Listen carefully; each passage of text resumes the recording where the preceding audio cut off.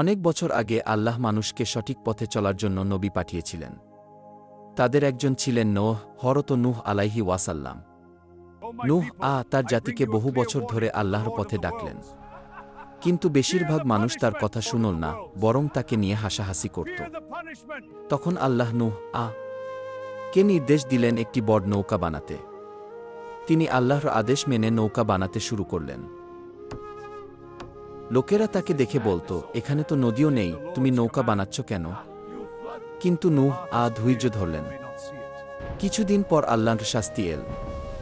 আকাশ থেকে প্রচণ্ড বৃষ্টি নামল, মাটি থেকেও পানি বের হতে লাগল। সেই নৌকা ভয়ঙ্কর বন্যার মধ্যে ভেসে চলল। নূহ আল্লাহর আদেশ অনুযায়ী তার নৌকায় আমানদার মানুষ এবং বিভিন্ন প্রাণীর জোড়া জোড়া তুলে নিলেন। সেই নৌকা ভয়ঙ্কর বন্যার মধ্যে ভেসে চলল, আর আল্লাহ তাদের রক্ষা করলেন। অবশেষে পানি কমে গেলে নৌকাটি নিরাপদ স্থানে থামল। এভাবেই আল্লাহ ঈমানদারদের বাঁচিয়ে দিলেন।